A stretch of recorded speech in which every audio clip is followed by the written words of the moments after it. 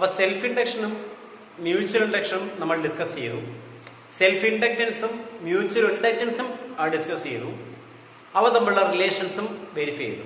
M is equal to root of L1 L2 എന്നും അല്ലെങ്കിൽ M is equal to K root L1 L2 എന്നും രണ്ട് equation ഒക്കെ പറഞ്ഞു.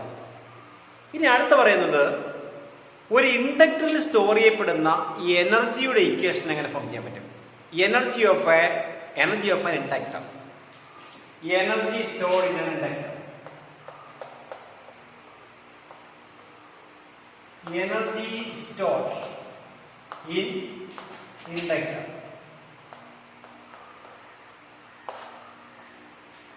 ഇൻഡക്ടറിൽ സ്റ്റോർ ചെയ്യപ്പെടുന്നത്, ഇൻഡക്ടറിൽ എങ്ങനെയാണ് എനർജി സ്റ്റോർ ചെയ്യപ്പെടുന്നതെന്ന് ആദ്യം നോക്കാം.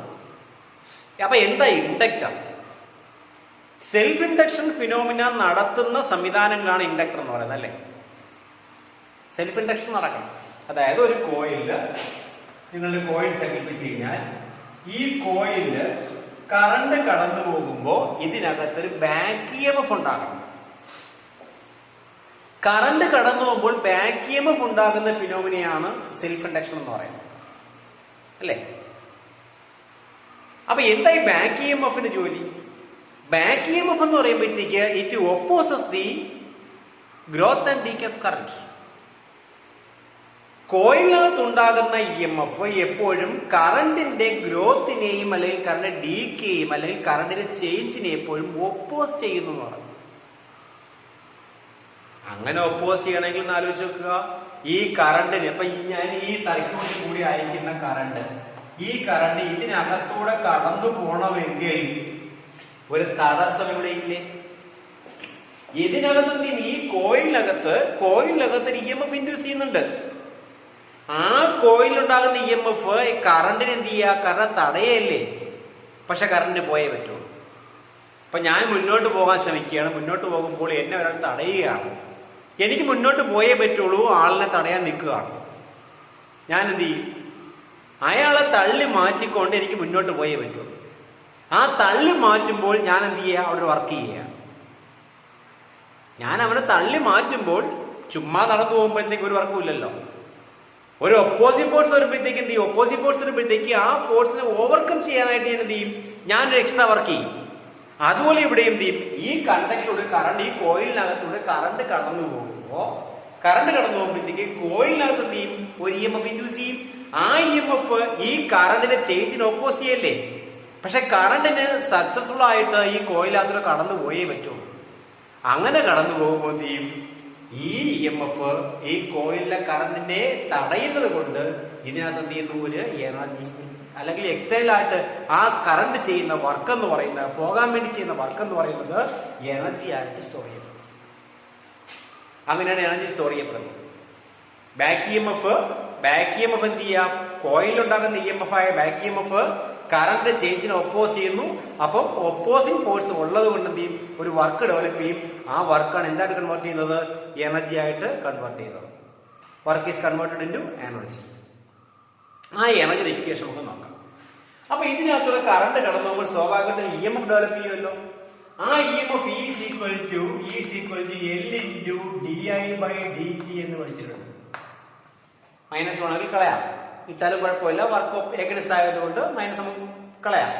അപ്പൊ is equal to L into di/dt. അപ്പൊ di എന്ന് പറയുന്ന ചെറിയ കറണ്ട് dt സമയം കൊണ്ട് ഫ്ലോ ചെയ്യുമ്പോഴാണ് ഫോം ചെയ്യുന്ന EMF L ഇൻടു di/dt എന്ന് പറയുന്നത്.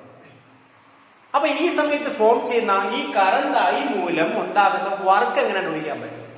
Work done dW is equal to E into I into dt ആണ്. വർക്ക് ഡൺ എന്ന് പറയുന്നത് EIdt ആണ്. ചിലപ്പോൾ അത് മനസ്സിലായില്ലെങ്കിൽ എങ്ങനെ കിട്ടിയത് ആലോചിക്കുക. എങ്ങനെ കിട്ടുന്നെങ്കിൽ പറയാം. നമുക്കറിയാം വോൾട്ടേജും കറണ്ടും അറിയാമെങ്കിൽ പവർ എങ്ങനെ എഴുതാം? വോൾട്ടേജ് ആണല്ലോ EMF, കറണ്ട് ആണല്ലോ I. അപ്പൊ വോൾട്ടേജ് ഇൻറ്റു കറണ്ടല്ലേ power. Power P is equal to E into I അല്ലേ? വോൾട്ടേജ് ഇൻറ്റു കറണ്ട് അല്ലേ? പവർ എന്ന് പറയുന്നത് റേറ്റ് ഓഫ് ഡൂയിങ് വർക്ക് അല്ലേ? അപ്പൊ dW/dt അല്ലേ എനിക്ക് E into I എന്ന് എഴുതാൻ പറ്റുള്ളൂ. dW/dt is equal to EI. അപ്പൊ dW is equal to എങ്കിൽ dW is equal to E into I into dt എഴുതി കൂടെ? അപ്പൊ കറണ്ട് വോൾട്ടേജ് അറിയാമെങ്കിൽ work elementary work DW equal എത്ര? Elementary work DW equal to EIdt എന്ന് എഴുതാം. EIdt. Clear ആയോ? സംശയമില്ലല്ലോ. ഇനി കാര്യം എടുത്ത് നോക്കിയേ. That is DW equal to E ക്ക് പകരം L into di/dt into IDT എന്ന് എഴുതാം.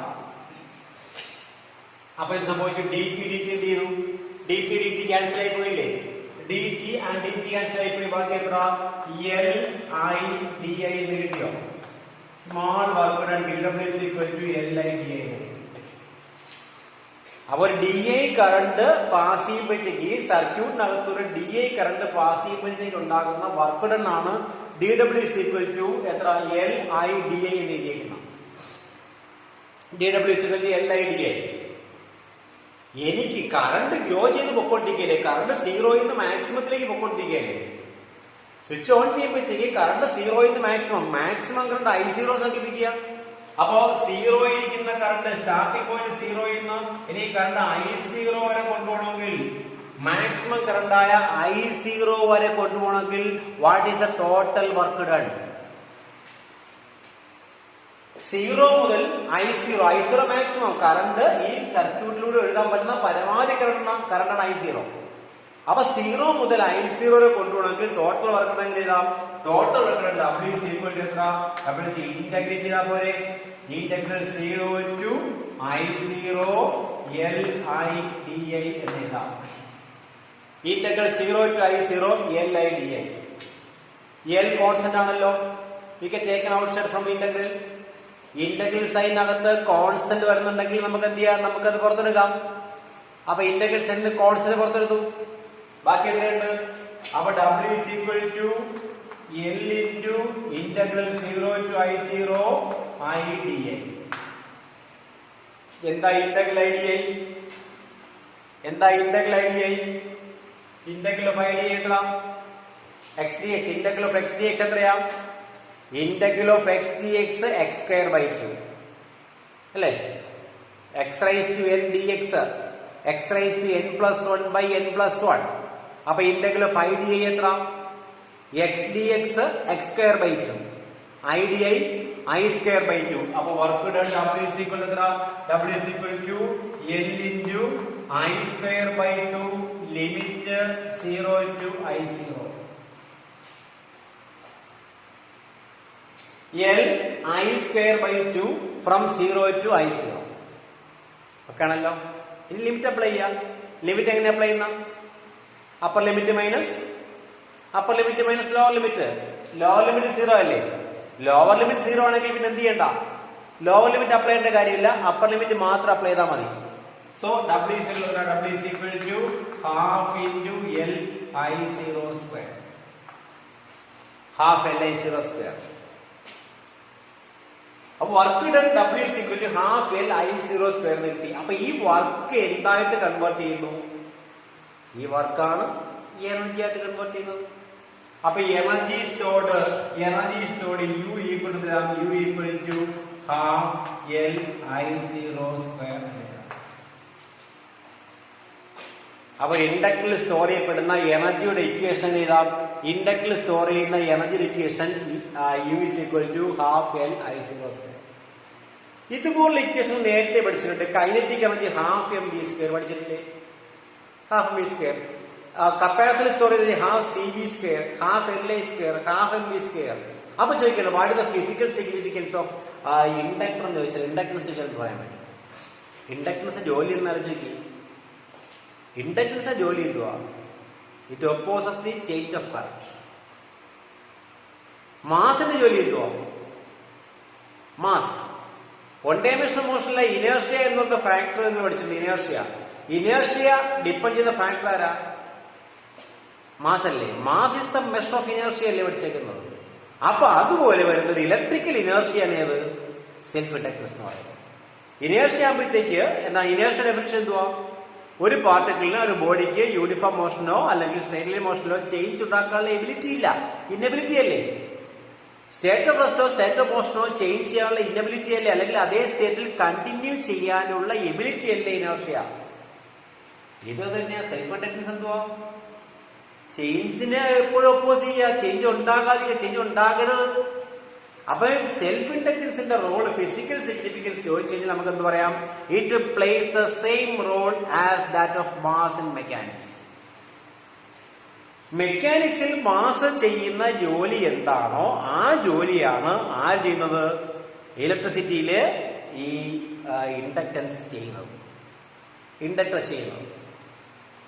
മനസ്സിലായോ? അപ്പൊ ഫിസിക്കൽ സിഗ്നിഫിക്കൻസ് സെൽഫ് ഇൻഡക്റ്റൻസ് ഞാൻ ഇങ്ങനെ പറഞ്ഞാൽ മതി. Electrical inertia is measured by ആര്? Self inductance. ക്ലിയർ ആയോ? അപ്പൊ എനർജി സ്റ്റോർഡ് ഇക്വേഷൻ ക്ലിയർ ആയോ?